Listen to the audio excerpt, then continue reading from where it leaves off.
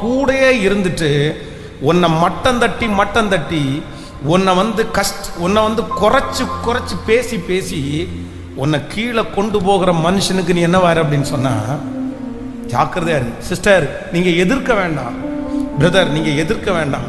ஆனா என்ன பண்ணுனா போதும் அப்படின்னு சொன்னா அண்டர்ஸ்டாண்ட் பண்ணா போதும்.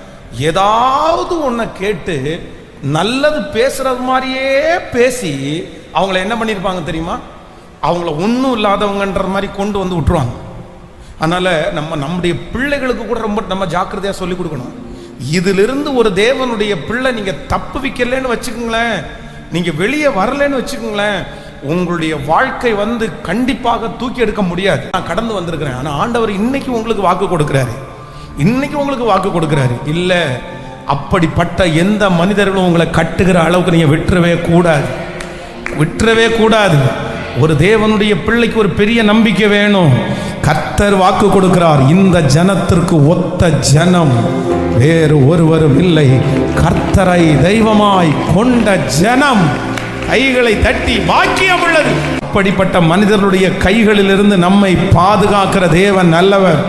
அந்த மாதிரி மனிதருடைய கையிலே சிக்காதபடி கர்த்தர் நம்மை சிம்சோனுக்கு வந்து கொஞ்சம் அப்படியே சோகமா பேசின உடனே எல்லாம் மறந்துருச்சு. கொஞ்சம் அவங்கள நச்சரிச்ச உடனே எல்லாம் மறந்துருச்சு. நீங்க வந்து யாருக்கு இந்த உலகத்துல ஜாக்கிரதையா இருக்கிறீர்களோ இல்லையோ, மனுஷனுக்கு நீங்க ரொம்ப ஜாக்கிரதையா இருக்கணும். சத்தமா சொல்லுங்க ஆமென். இன்னும் நான் சொல்றேன், ஒன்னு நினைச்சுக்குங்க, கர்த்தர் தரிசனம் அப்படின்னு யார் பேசுறாங்களோ அவர்களுக்கு தான் நீங்க கேட்கல, அவர்களுக்கு தான் நீங்க ரொம்ப ஜாக்கிரதையா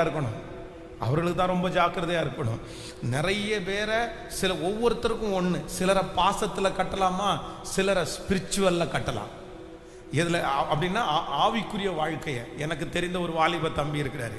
ஒரு நாள் வந்து பாத்தீங்க அப்படின்னு சொன்னா ஒரு காஸ்ட்லியான மொபைல் கையில வச்சிருந்தாரு. ஆனா அவங்க அம்மா அப்பா ரொம்ப கஷ்டப்படுறாங்க. அந்த மொபைல், இவ்வளோ காஸ்ட்லியான மொபைலை எப்படா வாங்கி கொடுத்தாங்க அப்படின்னு சொன்னா, எங்க மம்மி டேடி எனக்கு வாங்கி கொடுத்தாங்க. உடனே சிஸ்டர், என்ன சிஸ்டர் இவ்வளோ காஸ்ட்லியான மொபைலை வாங்கி கொடுத்துருக்கிறீங்களே, என்ன காரணம்னு கேட்டா, ஐயோ பாஸ்டர், அவன் ஒரு 10 நாள் உபவாசம் இருந்து ஜெபம் பண்ணா என் மனசே. ஹலோ, அந்த மாதிரி அம்மாங்க நிறைய பேர் இருக்கிறாங்க. பிள்ளைங்க 10 நாள் ஏதோ உபவாசம் இருக்கிறோன்னு, அவன் உபவாசம் இருக்கிறானோ இல்லையோ, அவன் நடிச்சாலே போதும். நான் பாஸ்டர் கூட தான் இருந்தேன், நான் சர்ச்சில் அப்படி வேலை செஞ்சேன், நான் இவ்வளவு மணி நேரம் ஜெபம் பண்ணினேன், நான் பைபிளை வாசிச்சு நான் முடிச்சிட்டேன் அப்படின்னு சொன்ன உடனே, அவன் வாசிச்சு முடிச்சானோ இல்லையோ, உடனே நம்பி என்ன வேணாலும் வாங்கி கொடுப்பாங்க. உங்களுடைய பிள்ளைகளை ஆவிக்குரிய வாழ்க்கையிலே வளருவதிலே உற்சாகப்படுத்துவது தவறல்ல. ஆனா நீங்க ரொம்ப கவனமா இருக்கணும். ஸ்பிரிச்சுவல் அப்படின்ற பேர்ல நிறைய குடும்பங்களை வந்து சத்துரு என்ன பண்ணியிருக்கிறான் அப்படின்னா அப்படியே கட்டி வச்சிருக்கிறான். அவங்க அக்கிரமம் என்ன செஞ்சாலும் பரவாயில்ல, ஜெபம் பண்றவங்க தரிசனம் சொல்றாங்க, தீர்க்க தரிசனம் சொல்றாங்க.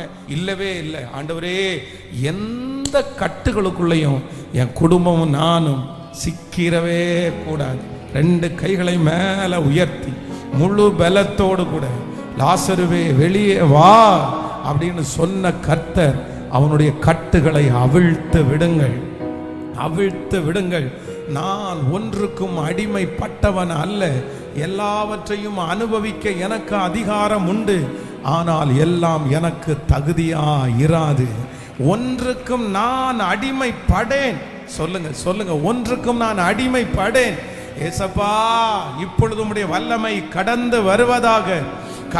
வருவதாக, கட்டுகளை உடைக்கிற உம்முடைய வல்லமை, இயேசுவினுடைய இரத்தத்தால் விடுதலை, ஜெபம் பண்ண அந்த மகிமை கடந்து வருவதாக, இயேசுவின் நாமத்தினால நான் இதிலிருந்து வெளியே வருவதற்கு முயற்சி எடுக்கிறேன். இதிலிருந்து ஆண்டவர் என் பிள்ளையை வெளியே கொண்டு வர போகிறார். ஆமென். என்னுடைய மகனை ஆண்டவர் கொண்டு வர போகிறார். இயேசுவின் நாமத்தினால அந்த கட்டுகள் இப்பொழுது அப்பா, இந்த உபவாச ஜெபத்துல நடந்து கொண்டிருக்கும் போதே இத்தாச்சோடு வயசான இந்த மனுஷனை இப்படி கட்டி போட்டிருக்கிறது, அந்த கட்டுகளிலிருந்து இருந்து ஒரு விடுதலை இப்பொழுது இயேசுவின் நாமத்தில் உண்டாவதாக. சொல்லுங்க சொல்லுங்க, அப்பா கிருபை கிருபை கிருபை. தெரியாம கட்டி வைத்திருந்த அந்த கட்டுகள் இப்பொழுது இயேசுவின் நாமத்தினால சொல்ல சொல்ல அந்த விடுதலை உண்டாவதாக, விடுதலை உண்டாவதாக. இயேசுவே, உம்முடைய மகிமை, உம்முடைய சுட்டரிக்கிற வல்லமை இப்பொழுது கடந்து வருவதாக.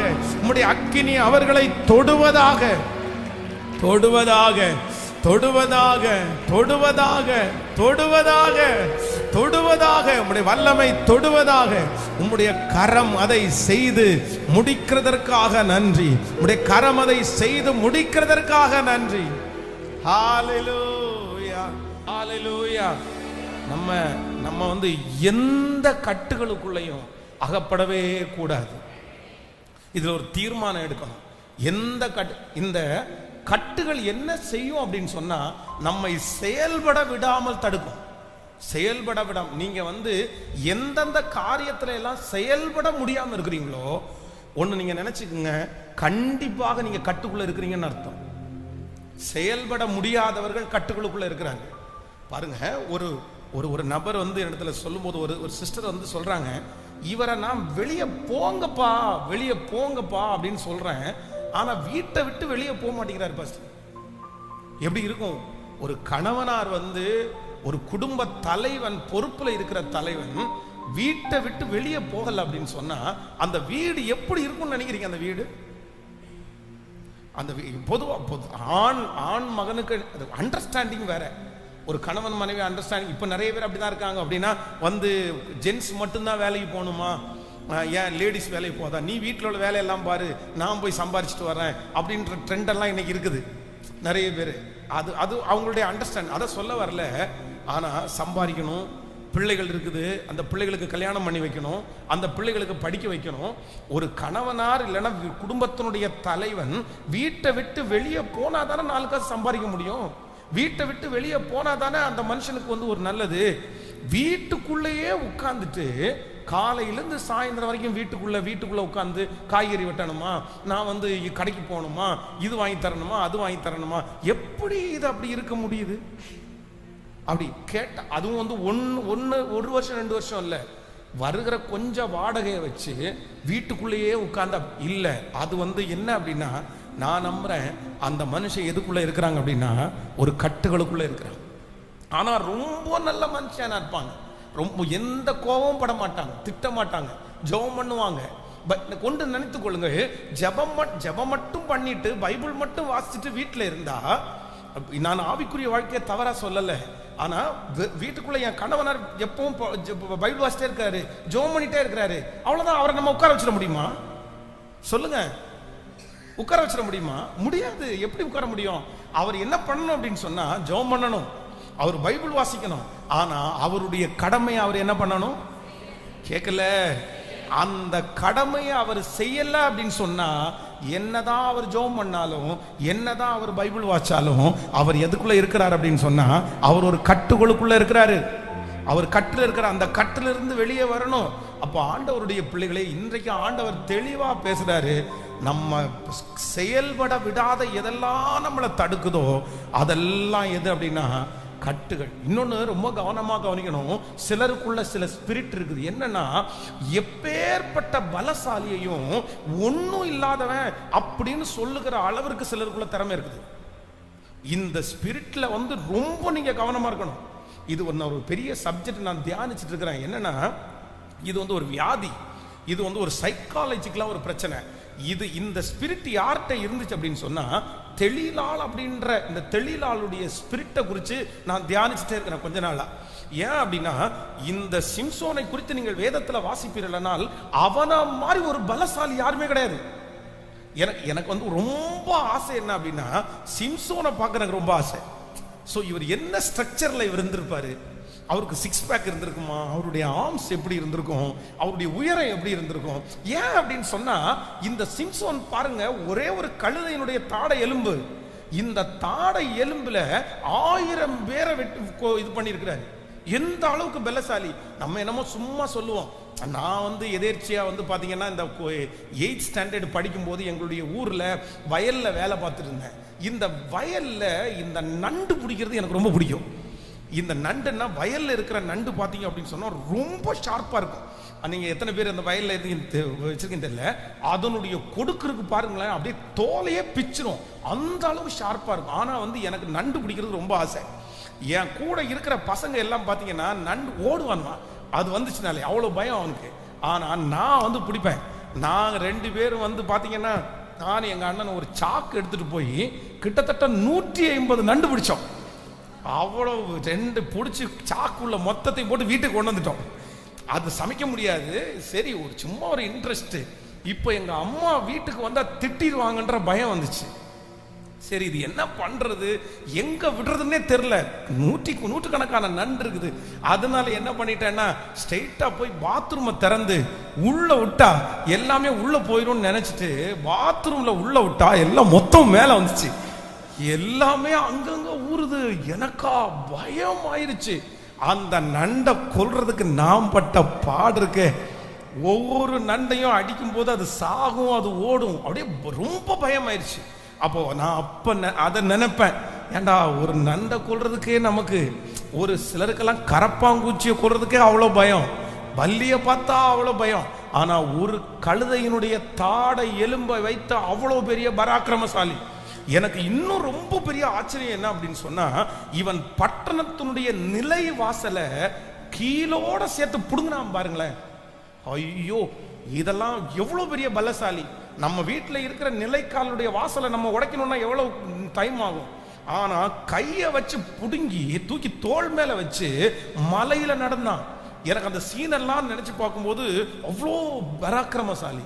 ஆனா ஒரு தெளிலாளருடைய ஸ்பிரிட், ஒரு தெளிலாளுடைய ஆவி அவனை என்ன பண்ணிச்சு அப்படின்னு சொன்னா, ஒன்னும் இல்லாதவனை போல அவனை உட்கார வச்சிருச்சு.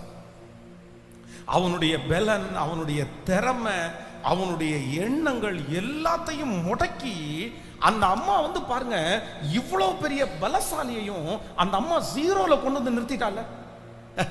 பர்றா நீ என்ன எந்திரிச்சு போற, உட்காரு உட்காரு சொல்லு. பொட்டி பாம்பு மாதிரி அடங்குனான்னு சொல்லுவாங்கல்ல. நீங்க வேதத்துல வந்து நியாயாதிபதிகள் புஸ்தகம் 16வது அதிகாரத்தினுடைய 6வது வசனத்தை நீங்க வாசி பார்ப்பீங்கன்னு சொல்லும். அப்படியே தெளிலாள் சிம்சோனை பார்த்து, உன்னுடைய மகாபலம் எதனாலே உண்டாயிருக்கிறது, உன்னை சிறுமைப்படுத்த உன்னை எதனாலே கட்டலாம் என்று எனக்கு சொல்ல வேண்டும் அப்படின்னு சொல்றாங்க. சொன்ன உடனே இவர் என்ன சொல்றாரு தெரியுமா? ஆமா, பச்சையான, அதற்கு சிம்சோன் உலராத பச்சையான 7 அகனினார் கயிறுகளினால் என்னை கட்டினால் நான் பலட்சியமாகி மற்ற மனுஷர்களை போல ஆவேன். எவ்வளவு பெரிய பராக்கிரமசாலி. இன்னைக்கு ஒண்ணு, நீங்க இந்த சப்ஜெக்ட் ஆண்டவர் நான் தியானிச்சுட்டு இருக்கிறேன், இதனுடைய ஒரு ஃபுல்ஃபில் எனக்கு இன்னும் கிடைக்கல. அது தியானிச்சுட்டே இருக்கிறேன் நான். ஆனா நான் அதை வச்சு ஒரு நாளைக்கு வந்து கர்த்தர் அனுமதிக்கும் போது பேசலாம்னு நினைச்சேன். ஆனா இன்னைக்கு யாரோ ஒருத்தர்கிட்ட பேசுறாரு, நீங்க அவ்வளவு பெரிய பலசாலிகளா இருந்தாலும் சில நபர்கள் வந்து உங்களை என்ன பண்ணுவாங்க அப்படின்னா, உங்களுக்குள்ளே இருந்துட்டு உங்களோடையே பேசி உங்களை எப்படி கொண்டு வருவாங்க தெரியுமா? 0 ஆக்கிடுவாங்க, 0 ஆக்கிடுவாங்க. இது சில லேடிஸ்கிட்டையும் இந்த ஸ்பிரிட் இருக்குது, சில ஜென்ஸ்கிட்டையும் இந்த ஸ்பிரிட் இருக்குது. பி கேர்ஃபுல், ரொம்ப கேர்ஃபுல்லா இருக்கும். கூட இருந்துட்டே இருந்துட்டே இருந்துட்டு இருந்துட்டு அவ்வளவு பெரிய பலசாலியையும் வந்து 0 ஆக்குற ஸ்பிரிட் சிலருக்குள்ள இருக்குது. கிறுக்கி கிறுக்கின்னு சொன்ன உடனே அந்த மாதிரி சொல்லி சொல்லி நீ பைத்தியம், நீ பைத்தியம், நீ பைத்தியம், அவ்வளவு பிரில்லியண்டா இருப்பாங்க. ஆனா இந்த வார்த்தையை சொல்லி சொல்லி சொல்லி சொல்லி சொல்லி பார்த்தீங்கன்னா அவங்களை டீக்ரேட் பண்ணுவாங்க. நீ என்ன அழகா இருக்க, அவ்வளவு மோசமா இருக்கிற, கேவலமா இருக்க, உன்னை பார்த்தாலே யாருமே பிடிக்காது அப்படின்னு சொல்லி சொல்லி சொல்லி சொல்லி சிலரை இன்ஃபீரியர் உண்டு பண்ணி, சிலரை வந்து யாராவது ஒருத்தர் இந்த சத்தத்தை கேட்கறவங்க அந்த மாதிரி பிரச்சனையில சிக்கி இருக்கிறீங்களா சிஸ்டர், நீங்க வெளியே வந்துருங்க, வெளியே வந்துருங்க. இவங்க மற்றவங்கள மாதிரி பாய்சன் எல்லாம் ஒன்றும் கிடையாது. இவங்க மற்றவங்கள மாதிரி நம்மளை கொல்ல எல்லாம் மாட்டாங்க. இவங்க மற்றவங்கள மாதிரி நம்மளை வந்து அழிக்க எல்லாம் மாட்டாங்க. இந்த உலகத்துல நம்ம கூட இருந்து துரோகம் பண்ணிட்டு போனவனை கூட மன்னிச்சிடலாங்க. அந்த மாதிரி அவங்கள கூட மன்னிச்சிடலாம். நம்மளை 10 காசு திருடிட்டு போறான் பாருங்களா, அவனை மன்னிச்சிடலாங்க. எடுத்துட்டு போயிடும், மன்னிச்சிடலாங்க, பரவாயில்ல, அதை கூட நம்ம சம்பாதிச்சுக்கலாம், அதை கூட திருப்பி எடுத்துக்கலாம். ஆனா நம்ம கூடயே இருந்துட்டு நம்மளை அழிக்கிறான் பாருங்க ஒருத்தன், நம்ம கூடயே இருந்துட்டு. வெரி டேஞ்சர் பர்சன் அவங்க தான். அவங்களுக்கு நீங்க ரொம்ப ஜாக்கிரதையா இருக்கணும், ரொம்ப ஜாக்கிரதையா இருக்கணும். சிலர்கிட்ட நீங்க பேசிட்டு வந்தீங்கன்னா உங்களுடைய கான்பிடன்ஸ் நீங்க இழந்துருவீங்க. சிலர்கிட்ட பேசிட்டு வந்தீங்கன்னா உங்க தைரியத்தை நீங்க இழந்துருவீங்க. சிலர்கிட்ட பேசிட்டு வந்தீங்கன்னா உங்களை குறிச்ச ஒரு இன்ஃபீரியர் உங்களுக்குள்ள வரும். அது யாரா வேணா இருக்கலாம், அது ஒரு கல்யாண வீட்டில் இருக்கலாம். பாருங்க, சில கல்யாண வீட்டுக்கு போகும்போது சில சகோதரிகள் திரும்பி வரும்போது எப்படி வருவாங்க தெரியுமா? வேதனையோட திரும்பி வருவாங்க. ஏமா, போகும்போது நீ சந்தோஷமா தானே போன, நீங்க நல்லா தானே ட்ரெஸ் பண்ணிட்டு போனீங்க, நீங்க நல்ல ஜுவல் கூட நான் போட்டுட்டு போனேன், ஏன் நீ திரும்பி வரும்போது இப்படி வர்ற அப்படின்னு கேட்டா, இல்ல இல்ல இல்ல நான் இல்ல நான் வேஸ்ட், நான் பிரயோஜனம் இல்லை. என்ன நடந்துச்சு, நீ என்ன பண்ண? யாராவது ஒருத்தர் அங்க இருக்கிறவங்க ஏதாவது ஒன்ன கேட்டு நல்லது பேசுறது மாதிரியே பேசி அவங்கள என்ன பண்ணிருப்பாங்க தெரியுமா? அவங்கள ஒன்றும் இல்லாதவங்கன்ற மாதிரி கொண்டு வந்து விட்டுருவாங்க. அதனால நம்முடைய பிள்ளைகளுக்கு கூட ரொம்ப நம்ம ஜாக்கிரதையா சொல்லி கொடுக்கணும். இதிலிருந்து ஒரு தேவனுடைய பிள்ளை நீங்க தப்பு வைக்கலன்னு வச்சுக்கோங்களேன், நீங்க வெளியே வரலன்னு வச்சுக்கோங்களேன், உங்களுடைய வாழ்க்கை கண்டிப்பாக தூக்கி எடுக்க முடியாது. ஆனா தேவன் நமக்கு சகாயர், தேவன் நமக்கு சகாயர், தேவன் நமக்கு பலப்படுத்துகிற கர்த்தர். அப்படிப்பட்ட மனிதர்களுடைய கைகளிலிருந்து நம்மை பாதுகாக்கிற தேவன் நல்லவர். அந்த மாதிரி மனிதருடைய கையிலே சிக்காதபடி கர்த்தர் நம்மை பாதுகாக்கிற தேவன் நல்லவர். இது நம்முடைய பிள்ளைகளுக்கு நம்ம சொல்லி கொடுக்கணும். கடந்த ஒரு சில மாதங்களுக்கு முன்பாக ஒரு வாலிப தம்பி சந்திச்சேன், வந்தேன். ஸ்கூலுக்கு போகல அப்படின்னு சொன்னா, ஏண்டா, அவ்வளோ பிரில்லியண்டான பையன், அவ்வளோ நல்ல பையன், தங்கமான பையன், எதிர்த்து கூட பேசாத பையன் நம்மகிட்ட. ஆனா அவன் ஸ்கூலுக்கு போகல. காரணம் என்ன தெரியுமா? அவன் சொல்றான், எல்லாரும் சேர்ந்து என்ன கார்னர் பண்றாங்க, எல்லாரும் சேர்ந்து என்ன கார்னர் பண்றாங்க, எல்லாரும் சேர்ந்து என்ன இந்த மாதிரி சொல்றாங்க அப்படின்னு அவன் சொல்றான். அப்ப நான் என்ன சொன்னேன் அப்படின்னு சொன்னா, இதுக்கு நீ தப்பு வித்து தான் ஆகணும், இதுக்கு நீ வெளியே வந்துதான் ஆகணும். காரணம் என்ன அப்படின்னு சொன்னா, உலகத்துல இருக்கிற அத்தனை பேர் நம்மளை கார்னர் பண்ணதான் சொல்லுவாங்க. அதுக்காக நம்ம என்ன பண்ணக்கூடாது? இது ஒரு ஸ்பிரிட், இது ஒரு மனுஷனுடைய ஆவி. இந்த ஆவிக்குள்ள நீங்க இன்னும் நிறைய பேருக்கு கணவனே அப்படி இருப்பாங்க, சிலருக்கு மனைவியே அப்படி இருப்பாங்க. அதுக்காக மனைவியை விட்டு பிரிஞ்சிடணும், கணவனை விட்டு பிரிஞ்சிடணும்னு சொல்லல. அந்த ஆவியை அவங்கள விட்டு போகிறதற்கு நீங்க ஜெபம் பண்ணணும்.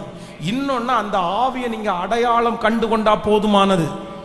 உங்களுடைய கணவனாருக்குள்ள இப்படிப்பட்ட ஒரு ஸ்பிரிட் மூவ் ஆகுது, உங்க மனைவிக்குள்ள இப்படிப்பட்ட ஒரு ஸ்பிரிட் மூவ் ஆகுதுன்னு நீங்க கண்டுபிடிச்சா போதும், நீங்க ஐடென்டிஃபை பண்ணினா போதும். இப்ப பாருங்களேன், சிலருக்கு யாரு சொன்னாலுமே என்ன பண்ணாதுன்னா அது கஷ்டமா இருக்காது. ஆனா கணவனார் ஒன்னு சொல்லிட்டாருன்னு வச்சுங்களேன், மனைவி ஒன்னு சொல்லிட்டாங்கன்னு வச்சுங்களேன், மாமியார் ஒன்னு சொல்லிட்டாங்கன்னு வச்சுங்களேன், அம்மா அப்பா ஒன்னு சொல்லிட்டாங்கன்னு வச்சுங்களேன், அவ்வளவுதான், டவுன், அவ்வளவு, ஜீரோ. அதுக்கு மேல அவங்களால எழும்பவே முடியாது. இதுதான் தெளிலாளுடைய ஸ்பிரிட். இது எப்பேற்பட்ட பலசாலியும் என்ன பண்ணும் சொல்லுங்க? எப்பேற்பட்ட பலசாலியையும் கட்டி வச்சிரும். உங்க பிள்ளைகளுக்கு நீங்கள் கற்றுக் கொடுங்கள், உங்க பிள்ளைகளுக்கு சொல்லிக் கொடுங்கள். என்ன நீங்க சொல்லிக் கொடுக்கணும் அப்படின்னு சொன்னா, இந்த மாதிரி உனக்குள்ளேயே இருந்து உன் கூடயே இருந்துட்டு உன்னை மட்டம் தட்டி உன்னை குறைச்சு குறைச்சு பேசி பேசி உன்னை கீழே கொண்டு போகிற மனுஷனுக்கு நீ என்ன வாரு அப்படின்னு சொன்னா, ஜாக்கிரதையா இரு. சிஸ்டர், நீங்க எதிர்க்க வேண்டாம், பிரதர் நீங்க எதிர்க்க வேண்டாம். ஆனா என்ன பண்ணுனா போதும் அப்படின்னு சொன்னா, அண்டர்ஸ்டாண்ட் பண்ணா போதுமானது. இவங்க இன்னும் ஆவி உள்ளவங்கன்னு நீங்க அறிஞ்சுக்கிட்டா போதுமானது. அவங்க பேசுகிற வார்த்தையை நீங்க ஏற்றுக்கொள்ளாம உங்க மனசுக்குள்ள நீங்க கொண்டு போகாம இருந்தாலே போதும் சிஸ்டர். அப்படி இருந்தாலே போதும் சிஸ்டர், அப்படி இருந்தாலே போதும் பிரதர்.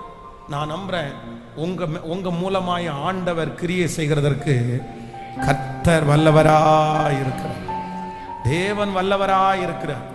ஹல்லேலூயா. கைகளை அசைத்து ஒரு ஹல்லேலூயா. ஒரு உண்மையான ஒரு தேவனுடைய பிள்ளை, நம்மை நேசிக்கிற ஒரு தேவனுடைய பிள்ளை, நம்ம ஒல்லி ஆனா கூட அவங்க வாயை திறந்து என்ன சொல்ல மாட்டாங்க? சொல்லுங்க. நீ ஒல்லியா இருக்கிறேன்னு சொல்ல மாட்டாங்க. உண்மையா ரொம்ப நம்ம நேசிக்கிற ஒருத்தங்க வந்து நீங்க ரொம்ப குண்டானா கூட உங்களை பார்த்து சரி நீ கொஞ்சம் உடம்ப குறைச்சா நீ நல்லா இருக்கும்னு தான் சொல்லுவாங்களே தவிர நீ என்ன இவ்வளவு அசிங்கமாயிட்டேன்னு சொல்ல மாட்டாங்க, சொல்ல மாட்டாங்க. நீங்களும் அப்படிதான். ஒருத்தரை உண்மையா நீங்க உண்மையா ஏசப்பா பிள்ளையா இருந்தா இன்னொருத்தரை உடைக்கிறது மாதிரி பண்ண மாட்டீங்க, கட்டுறது மாதிரி தான் நீங்க பேசுவீங்க. இன்னொருத்தரை உடைக்கிற ஸ்பிரிட் உங்களுக்குள்ள இருந்துச்சுன்னா நான் சொல்றேன், நீங்க எல்லாம் ஆண்டவரோட நடக்கிறீங்கன்னு சொல்றதுக்கு எந்த விதமான அருகதையுமே கிடையாது உங்களுக்கு. எப்படி இன்னொருத்தரை நீங்க உடைப்பீங்க? எப்படி? உலகத்துல இன்னைக்கு பாருங்க, எதுக்குமே தண்டனை இல்லை. ஆனா பாடி ஷேமிங் ஒண்ணு பண்ணுனா அவங்களுக்கு அரெஸ்ட் வரைக்கும் பண்ணலாம். பாடி ஷேமிங் பண்ணக்கூடாதுன்னு உலகம் சொல்லுது. அவங்க சொல்றதுக்கு முன்னே ஆண்டவர் நம்மளை பார்த்து சொல்லிட்டாரு, பைபிள் நமக்கு சொல்லுது. அப்போ இன்னொருத்தர் உங்களிடத்துல வந்து உங்களுடைய ஆவியை உடைக்கிறது மாதிரி உடைக்கும் போது யாராவது இந்த சத்தத்தை கேட்கிறவங்க அந்த கட்டுக்குள்ள இருந்தீங்க அப்படின்னு சொன்னா ஆண்டவர் சொல்றாரு, அந்த கட்டை அவிழ்த்து நீ வெளியே வா, நீ வெளியே வா, நீ வெளியே வா. ஹல்லேலூயா. எத்தனை கோல்டு மெடலிஸ்ட், ஸ்கூல்ல கோல்டு மெடலிஸ்ட், காலேஜ்ல அவ்வளவு நல்லா படிச்சு திறமசாலிங்க, அவ்வளவு திறமசாலி. ஆனா யாரோ ஒருத்தர் வந்து அவங்கள வந்து அப்படியே டவுன் பண்ணி டவுன் பண்ணி டவுன் பண்ணி டவுன் பண்ணி கீழே உட்கார வச்சு எங்க கொண்டாங்க தெரியுமா? ஜீரோவா. ஜீரோவா இல்ல, என்ன வந்து யாருமே ஜீரோவா கொண்டு வருவதற்கு நான் இடம் கொடுப்பது. சத்தமா சொல்லுங்க. எத்தனை பேர் ஆமோதிக்கிறீங்க? கைகளை உயர்த்தி ஒரு ஹல்லேலூயா, சத்தமா ஒரு ஹல்லேலூயா. 14 வயசுல ஊழியத்துக்கு வந்தேன். 15, 16, 17. 17வது வயசுல பைபிள் காலேஜ் முடிச்சேன். 18வது வயசுல பைபிள் காலேஜ் வார்டனா இருந்தேன். 19வது வயசுல ஒரு சர்ச்சுக்கு அசிஸ்டன்ட் பாஸ்டரா இருந்தேன். 20வது வயசுல ஒரு சர்ச்சுக்கு பாஸ்டர் ஆனேன். 20 இயர்ஸ், 20 வயசு. 20 வயசுல 2005ல பாஸ்டர் ஆகும்போது நான் முதல் சந்திச்சது என்ன அப்படின்னு சொன்னா, ஃபர்ஸ்ட் முதல் ரத்தினபுரியில ஃபர்ஸ்ட் சர்ச்சை ஆரம்பிக்கல. இன்னும் சர்ச்சை ஆரம்பிக்கிறதுக்கு 5 நாள் இருக்குது. 5 நாளைக்கு முன்னாடி நம்ம சர்ச்சில் மூப்பரா இருந்த வெஸ்லி ஐயா என்னை கையை பிடிச்சி கூட்டிட்டு போறாரு. எங்க கூட்டிட்டு போறாருன்னா, இங்க இருக்கிற சிஎஸ்ஐ தூய பேதுரு ஆலயம் எங்க இருக்கு பாருங்க, ரத்தினபுரியில கூட்டிட்டு போறாரு. எங்க அப்பா இங்க தச்சில் தான் இருந்தாரு. எங்க அப்பா வந்து பண்ணி கொடுத்த பலிபீடம் தான் இந்த பலிபீடம். எங்க குடும்பத்துக்கும் இந்த சர்ச்சுக்கு ரொம்ப கனெக்ஷன் இருக்குது அப்படின்னு சொல்லி என்னை கூட்டிட்டு போனாரு விசிட் பண்றதுக்காக. நான் அந்த சர்ச்சுக்குள்ள என்ட்ரான உடனே அந்த சர்ச்சில் வாசல், உண்மையா சொல்றேன், வாசல்ல இருந்த 4 வயதான ஐயாங்க இருந்தாங்க. அதுல ஒரு ஐயா வெத்தலை பாக்கு போட்டுட்டே இருந்தாரு. அந்த ஐயா அப்பாவை பார்த்து சொன்னாரு, வெஸ்லி, என்ன வெஸ்லி வீட்டில் சர்ச்செல்லாம் ஆரம்பிக்கிறியாமே அப்படின்னு சொல்லாரு. ஆமா ஐயா, சர்ச்சை ஆரம்பிக்கிறோம், இவர் தான் பாஸ்டர் அப்படின்னு சொன்ன உடனே அவர் என்ன பார்த்து சொன்னாரு, ஏன்பா வயசு பையனெல்லாம் கூப்பிட்டு சர்ச்சை ஆரம்பிக்கிற, இவன் என்னமோ படிக்கிற பையனா இருக்கிறான், இத்தனோண்டு பையன் வந்து சர்ச்சை ஆரம்பிச்சு பாஸ்டர் ஆவானாப்பா, இவனாப்பா அவனுக்கு பாஸ்டர் அப்படின்னு ஒரு வார்த்தை இல்லை, நிறைய பேசிட்டாரு. என்னையும் பார்த்து சொல்றாரு, தம்பி நீ எதுக்குப்பா ரத்தினபுரிக்கு வந்த, வேற ஊரே உனக்கு இல்லையாப்பா, நீ சின்ன பையன், ஏப்பா உனக்கு ஸ்கூல் படிக்கலையான்னு தான் கேட்டார். ஐயோ உடஞ்சிட்டேன். த ஃபர்ஸ்ட் டைம் ரத்தினபுரியில ஊழியம் ஆரம்பிக்கிறதுக்கு முன்னாடி எனக்கு கிடைச்ச முதல் பரிசு அதுதான். ஃபர்ஸ்ட் சொன்னது அதுதான். ஆனா நான் போய் அந்த திருச்சபையை ஆரம்பித்து போய் முழங்கால் படியிடும் போது ஆண்டவரிடத்துல ஒண்ணு மட்டும்தான் சொன்னேன், எல்லாரும் என்னை சின்ன பையனா பார்க்குறாங்க, நீங்களும் என்ன சொல்லுங்களேன், என்னை சின்ன பையனா பார்த்தீங்கன்னா என்னை நம்பி ஆத்துமாக்கெல்லாம் நீங்க தரமாட்டீங்க. ஆனா நான் சின்ன பையன்தான், ஆனா நீங்க மட்டும் அப்படி பார்த்துறாதீங்க, நான் செய்வேன்னு என்னை நம்புங்கன்னு நான் ஜெபம் பண்ணேன். எனக்கு அப்போ இருந்ததுலயே வந்து எனக்கு நான் ரொம்ப கான்சன்ட்ரேட் பண்ணது என்ன அப்படின்னு சொன்னா, என்ன பெரிய ஆளா காமிக்கணும்னு ஆசைப்பட்டேன், என்ன வயசானவனா காமிக்கணும்னு ஆசைப்பட்டேன். அதுக்காக தான் தாடி வச்சேன். தாடி வச்சிருந்ததுக்கு ஒரு பெரிய ரீசனே அப்படிதான். சரி கொஞ்சம் தாடி வச்சாலாவது நம்முடைய தோற்றம் கொஞ்சம் வயசான தோற்றமா இருக்கும் அப்படின்னு குண்டாகணும்னு ஜெபம் பண்ணதும் அதுக்காக தான். அவ்வளவு ஒரு, ஆனா நான் நம்புறேன் ஆண்டவர் வந்து நம்மளை ஒரு நாளும் குறைவாய் பார்க்கலன்னு என் வாழ்க்கையிலேயே கர்த்தர் எனக்கு நிரூபிச்சிட்டார். இப்படியே டைரக்டா ஜெபம் பண்ணிருக்கிறேன். ஆண்டவரே, நீங்களும் என்ன சின்ன பையனா பாத்துறாதீங்க ஆண்டவரே. நான் சின்ன பையன்தான், ஆனா நீங்க நினைச்சீங்கன்னா சின்னவன் தாவீதை கொண்டு கோலியாத்தை கொண்டீங்கல்ல, என்னையும் பயன்படுத்த முடியும்னு நான் ஜெபம் பண்ணேன். ஆண்டவர் நல்லவராகவே இருந்தார். இன்றைக்கு கர்த்தருடைய பிள்ளைகளை உங்களை யார் கட்டினார்கள்? உங்களை எதுல கட்டினாங்க? யாரோ ஒருத்தர் அப்படிப்பட்ட கட்டில இருக்கிறீங்களா? ஸ்பெஷலா உங்களுக்கு கூடயே இருந்துட்டு, உங்க கூடயே சாப்பிட்டு, உங்க கூடயே தங்கிட்டு, உங்க கூடயே வேலை செஞ்சுட்டு, உங்களை அப்படியே கொஞ்சம் கொஞ்சமா டவுன் பண்ணி நீ ஜெபம் பண்ற எதுக்கு அப்படின்னு கேட்டு ஏதாவது ஒன்று சொல்லி உன்னை 0 வரைக்கும் ஒன்றும் இல்லை அப்படின்னு நீங்க சொல்லுகிற வரைக்கும் உங்களை கொண்டு வந்தாங்கன்னா, ஆண்டவர் சொல்றாரு, அந்த கட்டிலிருந்து இன்றைக்கு கர்த்தர் உங்களை வெளியே கொண்டு வருவதற்கு கர்த்தர் விருப்பப்படுகிறார். இல்ல, உலகத்தில் இருக்கிறவனை விட உங்களுக்குள்ளே இருக்கிறவர் பெரியவர். அவர் உங்க மேல வச்சிருக்கிற அந்த தரிசனம் இன்னும் முடியல. கர்த்தர் சொல்லுகிறார், நீ காலாட்களோடு ஓட அழைக்கப்பட்டவள் அல்ல, அழைக்கப்பட்டவன் அல்ல, குதிரைகளோடு ஓடும்படியாய் அழைக்கப்பட்டவர்கள். நீங்கள் போக வேண்டிய தூரம் வெகு தூரம். அந்த கட்டுகளை உதறி தள்ளிவிட்டு, அந்த கட்டுகிற மனிதர்களை உதறி தள்ளிவிட்டு கர்த்தர் சொல்லுகிறார், நீ எழுந்து புறப்படு. ஆனாலும் திடப்படு. ஆனாலும் ஹல்லேலூயா, உபத்திரவம் ஆனாலும் திடன் கொள்ளுங்கள். நான் உலகத்தை ஜெயித்தேன். ஹல்லேலூயா.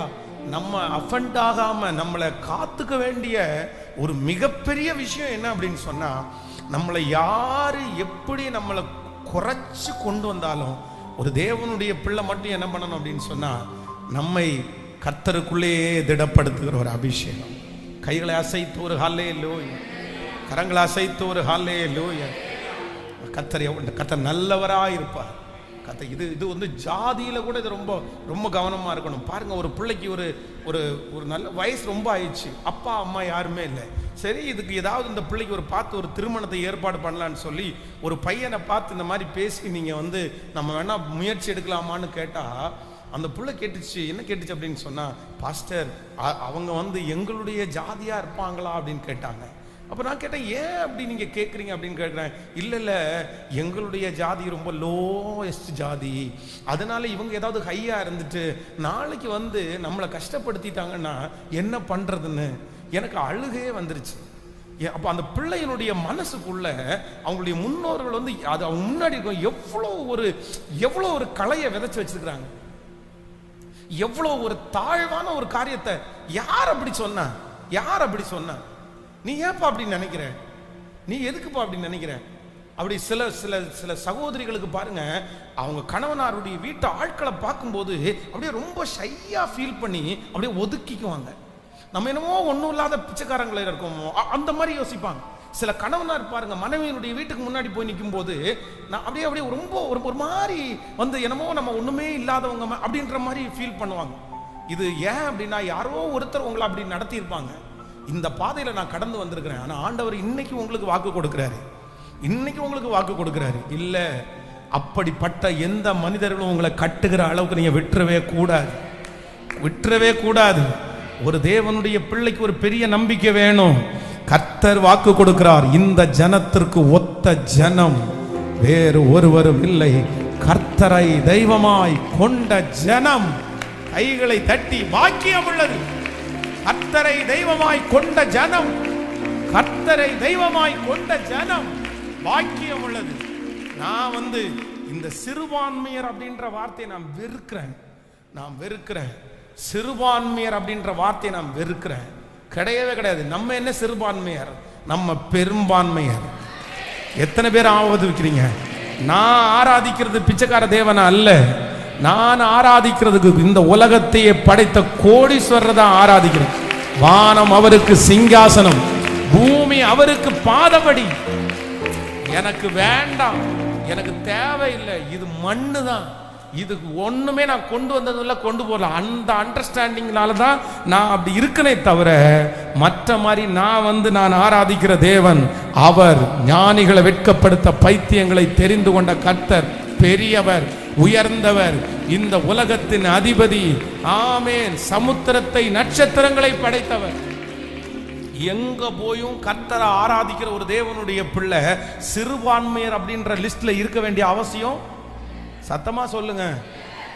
அந்த மாதிரி கட்சிகள் அல்ல, அந்த மாதிரி காரியங்களை கூட நான் இல்ல எங்களுக்கு சிறுபான்மையர் அப்படின்றதுக்காக உதவி செய்யுங்க, எங்களுக்கு சிறுபான்மைன்றதுக்காக இந்த காரியத்தை கொடுங்க. என்ன, ஏன் அப்படி கொடுக்கணும்? ஏன் அப்படி கொடுக்கணும்? எந்த இடத்துலையும் வெட்கப்பட வேண்டாம். நம்ம எந்த இடத்துல வெட்கப்படும்? நான் சொல்றேன், என் ஆண்டவர் மற்றவங்களை விட எதுல குறைஞ்சு போயிட்டாரு சொல்லுங்க. நான் ஒளிச்சு ஆண்டவருடைய பிள்ளைன்னு சொல்றதுக்கு என் ஆண்டவர் எதுல குறைஞ்சு போயிட்டாரு? அவங்களுக்கு முன்னாடி என் தேவன் பெரியவர்னு சொல்றதுக்கு எதுல என்னுடைய ஆண்டவர் குறைஞ்சு போயிட்டாரு? அப்படி சொல்லாம இருக்கிறதுக்கு சொல்லுங்க. எதுலையுமே பரிசுத்தத்துல ஆண்டவர் அடிக்க முடியுமா? சொல்லுங்க. பரிசுத்தத்துல யாராவது அடிக்க முடியுமா? அவரை பார்த்து யாராவது ஒருத்தர் பரிசுத்தத்துல குறை சொல்ல முடியுமா? மரித்து உயிரோடு இருக்கிற ஒரே ஒருத்தர் நான் ஆராதிக்கிற தேவன். எல்லாருடைய கல்லறையும் மூடப்பட்டிருக்கும் போது ஏன் ஏசப்பாவுடைய கல்லறை இன்னைக்கும் திறந்திருக்குது? ஏன்னா அவர் மரித்தவர் அல்ல, அவர் மரணத்தை ஜெயித்த கர்த்தர். அவர் இன்றும் உயிரோடு இருக்கிறவர். அவர் பெரியவர், அவர் பெரியவர், அவர் பெரியவர். எனக்கு தெரியும், தீயவருக்கு நடக்கிறதா எனக்கும் நடக்கும். சில நேரத்தில் ஆண்டவரை ஆராதிக்காதவங்களுக்கு நடக்கிறதா எனக்கும் நடக்கும். அதை வச்சு என் கூட ஆண்டவர் இருக்கிறாரு இல்ல, அதை வச்சு என் ஆண்டவர் பெரியவர் சின்னவர் அப்படின்னு கணக்கு போட முடியாது. எனக்கென்று அவர் ஒரு ராஜ்யத்தை ஆயத்தம் பண்ணி வைத்திருக்கிறார். கிறிஸ்து எனக்கு ஜீவன், சாவு எனக்கு. ஹல்லேலூயா. பெருமையை பேசி அலைய வேண்டாம், பெருமையா இருக்க வேண்டாம். ஆனா ஒண்ணு இருக்கணும். இன்னைக்கு ஆண்டவரே, ஆனா ஆண்டவர் யாரோ ஒரு இடத்துல தெளிவா பேசுறாரு. இந்த சப்ஜெக்டை நான் இன்னைக்கு பேசணும் அப்படின்னு நான் நினைக்கல, ஆனா ஆவியானவர் இன்னைக்கு பேச வைக்கிறாரு. தெளிலாளுடைய அந்த ஸ்பிரிட்டை நம்ம என்ன பண்ணணும் அப்படின்னா அதுல இருந்து வெளியே வரணும். அதுக்கு அதான் திரும்ப திரும்ப சொல்றேன். சிலர் என்ன சொல்லுவாங்க, பிரிஞ்சிடலான்னு சொல்லுவாங்க. பாஸ்டர், என் கணவனார் இப்படிதான் பாஸ்டர் இருக்காரு, என் மனைவி இப்படிதான் பாஸ்டர் இருக்காங்க, அதனால என்ன ரொம்ப மட்டம் தட்டிட்டாங்க, நான் அப்படி ஜீரோவா நான் ஃபீல் பண்றேன் அப்படின்னு யாராவது இருப்பீங்க. அவரை விட்டு பிரிகிறதுக்காக சொல்லல. ஆனா நீங்க என்ன பண்ணுங்கன்னா, அந்த மாதிரி அந்த மனுஷனுடைய வாயிலிருந்து புறப்படும் போது, அந்த மனுஷனுடைய வாயிலிருந்து புறப்படும் போது உங்க இருதயத்துக்குள்ள அதை ஏற்றுக்கொள்ளாமல் இருந்தால் போதுமானது. நீங்க இந்த சிம்சோன் செய்த ஒரு பெரிய தவறு என்ன தெரியுமா? நீங்க 16ஆம் அதிகாரம் 16 வருஷத்தை வாசிப்பீர்களானால், இப்படி அவனை தினம் தினம் தன் வார்த்தைகளாலே நெருக்கி அலட்டி இருக்கிறதுனால் சாகத்தக்கதாய் அவனுடைய ஆத்துமா விசனப்பட்டு. ஹலோ, எப்படியாமா சொல்லுங்க? சாகத்தக்கதாய் அவனுடைய ஆத்துமா விசனப்பட்டு. எனக்கு தெரியும், இந்த பிரேயர்ல இருக்கிறவங்க நிறைய பேரு எத்தனையோ பிரச்சனை வந்த பிறகும் கூட நீங்க தற்கொலை பண்ணிக்கணும், சாகணும் நீங்க நினைச்சது இல்ல. ஆனா எப்ப நினைச்சீங்க தெரியுமா? எப்ப நினைச்சீங்க தெரியுமா? நீங்க நேசிச்ச இல்ல உங்க கூட இருக்கிற யாராவது ஒருத்தர் உங்களை அவ்வளவு மட்டமா குறைச்சு பேசும்போது சிலருடைய வார்த்தை உங்களை எப்படி பண்ணிருக்கு தெரியுமா? சொல்லுங்க. சிலர் உங்களை பேசும்போது நீங்க என்ன நினைச்சிருக்கீங்க தெரியுமா? பேசாம உயிரோடு இருக்கிறத விட எதுக்கு உயிரோடு இருக்கலாம்? இது யாருடைய ஸ்பிரிட்? இது யாருடைய ஸ்பிரிட்? தெளிலாளுடைய ஆவி. தெளிலாளுடைய ஆவி. இன்னொருத்தர் பேசும்போது சாகலான்ற எண்ணம் வரக்கூடாது. இந்த உலகமே வேண்டான்னு எண்ணம் வரக்கூடாது. இதை விட்டுட்டு ஓடிடலான்னு எண்ணம் வந்துடக்கூடாது. என்ன எண்ணம் வரணும் தெரியுமா? அவங்க பேச பேசதான் தைரியம் வரணும். அவங்க பேச பேசதான் நிக்கணும்ன்ற பலன் வேணும். அவங்க பேச பேசதான் நான் சாட்சியா வாழுவேன்னு நீங்க சொல்லணும். அவங்க பேச பேச உங்களுக்குள்ள பரிசுத்தமும் உங்களுக்குள்ள தைரியமும் உங்களுக்குள்ள நம்பிக்கையும் பெருகணுமே தவிர ஒரு நாள் உங்களுக்குள்ள அவநம்பிக்கை வரக்கூடாது. நீங்க உங்களை குறைக்க கூடாது.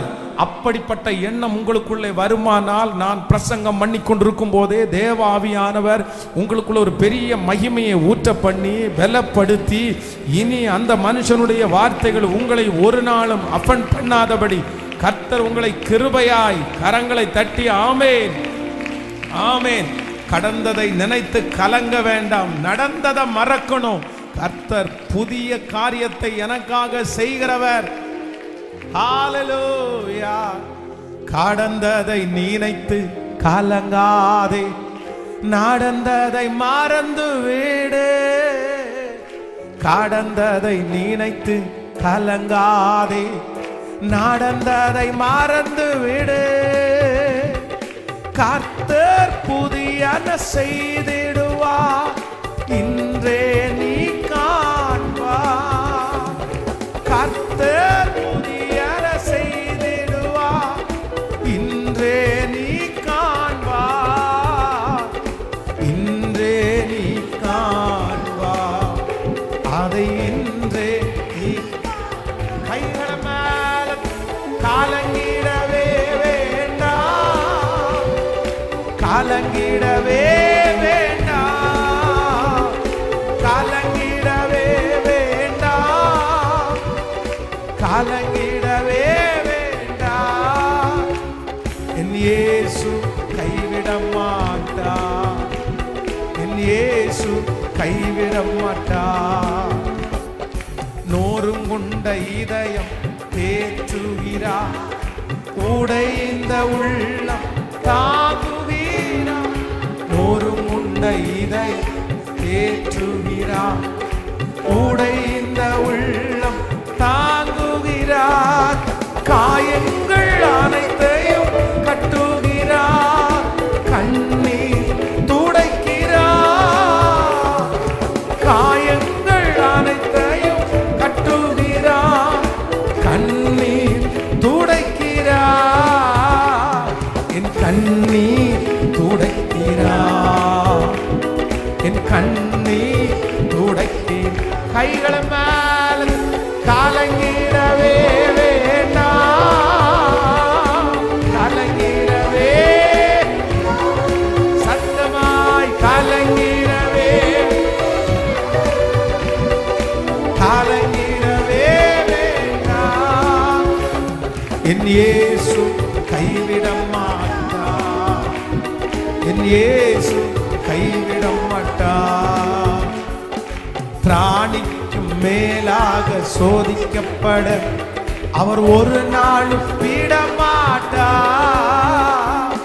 பிராணிக்கும் மேலாக சோதிக்கப்பட அவர் ஒரு நாளும் விடமாட்டார். தாங்கிடும் பலன் தருவார், தப்பிச் செல்ல வழி செய்வார். தாங்கிடும் பலன் தருவார், தப்பிச் செல்ல வழி செய்வார். நான் தப்பிச் செல்ல, நான் தப்பிச் செல்ல வழி செய்வார். இப்ப கைய மேல தட்டி காலங்கிடவே வேண்டாம், காலங்கிடவே வேண்டாம், காலங்கிடவே வேண்டாம், காலங்கிடவே வேண்டாம். சொல்லிக்கொண்டு என் இயேசு கைவிட மாட்டார், என் இயேசு கைவிட மாட்டார்.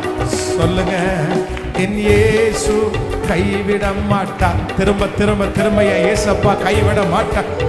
எஸ், நீங்க அறிக்கை செய்க, என் இயேசு, என் இயேசு கைவிட மாட்டார், என் இயேசு கைவிட மாட்டார். நல்லதோ போராட்டம் போராடுவோம், விசுவாசம் காத்துக்கொள்வே. நல்லதோ போராட்டம் போராடுவே, விசுவாசம் காத்துக்கொள்வே. நீரின் கிரீடம் எனக்கு உண்டு, நேசர் வருகையில் தந்திடுவார். நீரின் கிரீடம் எனக்கு உண்டு, நேசர் வருகையில் தந்திடுவார். என் நேசர் வருகையில் தந்திடுவார், என் நேசர் வருகையில். கைகள மேல காலங்கிடவே வேண்டாம், காலங்கிடவே. நம் தனமோ ரகதலரம்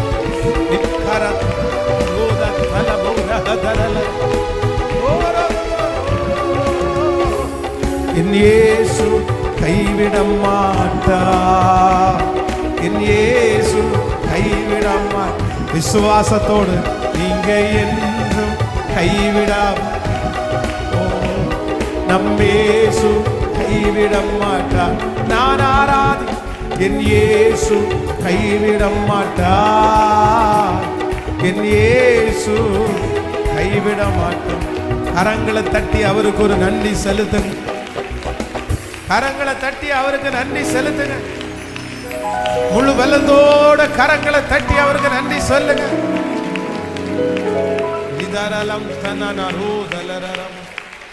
ஹல்லேலூயா, ஆமென். சிலர் மேல இருக்கிற ஸ்பிரிட்டே என்ன ஸ்பிரிட் அப்படின்னா, அவங்க நம்மகிட்ட பேசும்போது எப்பேற்பட்ட பலசாலியும் இந்த உலகத்துல வாழ வேண்டான்ற ஒரு எண்ணம் வர்ற அளவுக்கு சிலர் மேல அந்த ஆவி இருக்கும். பாருங்க, ஏசபேல் அப்படின்ற ஒரு ராணி, ஏசபேல் ஒரே ஒரு வார்டு தான் சொல்றா, என் தீர்க்கதரிசிகளுக்கு நீ செஞ்சது மாதிரி விடுகிறதுக்குள்ள உனக்கு நான் என்ன பண்ணுவேன், செய்வேன். எவ்வளவு பெரிய பலசாலி, எவ்வளவு பெரிய பலசாலி எலியா, எவ்வளவு பெரிய தைரியசாலி எலியா. ஆனா அவர் என்ன சொல்றார் அப்படின்னு சொன்னா, தான் சாக வேண்டும் என்று கோரி, தான் சாக வேண்டும் என்று கோரி, போதும் கர்த்தாவே என் ஆத்துமாவை. நீங்க ரொம்ப ஜாக்கிரதையா இருக்க வேண்டியது என்ன அப்படின்னு சொன்னா, சிலருடைய வார்த்தை வந்த அம்பு மாதிரி நம்ம மேல பாயும். சிலருடைய வார்த்தை நம்முடைய ஈரலை பிளந்துரும், நெஞ்ச கிழிச்சிரும். ஆனா நீங்க இடமே கொடுக்கூடாது, நீங்க இடமே கொடுக்கூடாது. என்ன அசைக்க முடியாதுன்ற ஒரு கான்ஃபிடன்ட் நீங்க வரணும். இது யாருடைய ஸ்பிரிட் அப்படின்னா, தாவீது சொல்லும்போது சிமையை தூசிக்கிறான். இவனுக்கு தூசணை எப்படி வருது அப்படின்னா, ரத்த பிரியனே, ரத்த பிரியன்னா உனக்கு ரத்தம் பிடிக்கும். அவனுக்கு பேலியாளின் மகனே, உங்க அம்மா சரியில்லாதவா, நீ சவுல இந்த மாதிரி வஞ்சகமா கொன்னுட்ட, அவன் பாவம் அவன் தலை மேல இருக்குது, கர்த்தர் உனக்கு பழி வாங்குறாரு. இந்த வார்த்தைகள் அத்தனையும் அவனை உடைக்கிற வார்த்தை, அவனை சுக்குநூறா உடைக்கிற வார்த்தை. அவன் உயிரோட இருக்கக்கூடாது. ஒண்ணு அவன் கோபம் அடிக்கணும், கோபம் அவனுக்கு ஏதாவது செய்யணும், இல்லை அப்படின்னா இவன் வருத்தப்பட்டு வெளியே போகணும். ஆனா வேதம் சொல்லுது, தாவீது ரெண்டையுமே செய்யல. பிரதர், சிஸ்டர், அன்பு தகப்பனே, தாயே, சிலர் உங்களை குறித்து பேசும்போது, சிலருடைய நாவு பட்டயம் போல இருக்கும்போது, இந்த ரெண்டு காரியமுமே நீங்க செய்யக்கூடாது. ஒண்ணு, நீங்க அவன் பேசுகிற வார்த்தையை பட்டு கோபப்பட்டு அவனை பழி வாங்கணுன்ற எண்ணம் உங்களுக்கு வந்துடக்கூடாது. ஹலோ ஹலோ, நீங்க ரொம்ப கவனமா கவனிச்சுக்குங்க.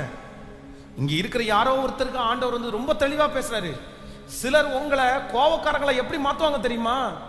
உங்களை எப்படி கோபக்காரங்களை மாத்துவாங்க தெரியுமா? சிலர் பேசி பேசியே உங்களை என்ன பண்ணுவாங்க, அவங்க பேசும்போது உங்களுக்கு கோபமும் வந்துடக்கூடாது, அதே நேரத்தில் அவங்க பேசும்போது நீங்க ஒன்னும் இல்லைன்ற ஃபீலும் உங்களுக்கு வந்துடக்கூடாது. கேட்கல? புரிஞ்ச நான் சொல்றது உங்களுக்கு? இந்த ரெண்டு காரியத்திற்கும் தப்பு வச்சவங்க குறைய கொஞ்சம் பேர் தான். இந்த ரெண்டுக்குமே தப்பு வச்சவங்க பரிசுத்தவான்கள் கூட நிறைய பேர் இதுல சிக்கிட்டாங்க. நம்முடைய வாழ்க்கையிலும் அப்படிதான். சில தெளிலாளுடைய ஆவி இருக்குது, சில ஏசபேலுடைய ஆவி இருக்குது. இந்த ஏசபேலுடைய ஆவி, இந்த தெளிலாளுடைய ஆவி உங்களை கட்டாது, உங்களை உடைக்கும், உங்களை அழிக்கும், உங்களை சாகத்தக்கதா உங்களை கொண்டு போய் விடும். இந்த ஆவி ஆம்பளைகளுக்குள்ளையும் கிரியை செய்யலாம், இந்த ஆவி பெண் பிள்ளைகளுக்குள்ளையும் கிரியை செய்யலாம், இந்த ஆவி கணவனுக்குள்ளையும் வேலை செய்யும், இந்த ஆவி மனைவிக்குள்ளையும் வேலை செய்யும், இந்த ஆவி அம்மா அப்பா கூட உள்ளவிட வேலை செய்யும், இந்த ஆவி டீச்சருக்குள்ள வேலை செய்யும், இந்த ஆவி மேனேஜருக்குள்ள வேலை செய்யும்.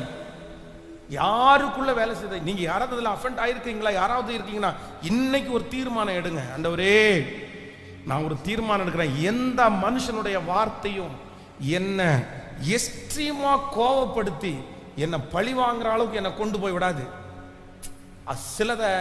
சிலத வெறும் வார்த்தையா மட்டும்தான் எடுக்கணும். பக்கத்துல கையை பிடிச்சி சொல்லுங்க, சிலத வெறும் வார்த்தையா மட்டும்தான் எடுக்கணும். சொல்லுங்க எல்லாருமே, சிலத வெறும் வார்த்தையா மட்டும்தான் எடுக்கணும். பேசின ஆள் எவ்வளவு பெரிய ஆளா இருக்கலாம், சின்ன ஆளா இருக்கலாம், அதை எப்படிதான் எடுக்கணும்? வார்த்தையா மட்டும்தான் எடுக்கணும். அந்த அந்த எண்ணத்தோட தான் நீங்க மூவ் ஆகணும். அதை ஒரு வாழ்க்கையாகவோ இல்லைன்னா என்னுடைய வாழ்க்கையினுடைய எதிர்காலமாகவோ அதை நினைச்சிடக்கூடாது. சரி விட்டுரு. அதான் ஆண்டவர் சொல்லும்போது ரொம்ப அழகா சொல்றாருல, சொல்லப்படும் எல்லா வார்த்தைகளையும் கவனியாதே, கவனித்தால் உன் வேலைக்காரன் உன்னை நிந்திக்கிறதை கேள்விப்பட வேண்டியதா இருக்கும்னு ஆண்டவர் சொல்லிட்டார்ல. அதனால இன்றைக்கு அதிலிருந்து வெளியே வாங்க. ஆண்டவரே, என் மேல் கட்டப்பட்டிருக்கிற கட்டுகள், நான் எந்த கட்டுல எதுல நீங்க கட்டப்பட்டிருந்தாலும் இன்னைக்கு விடுதலை ஆகணும்.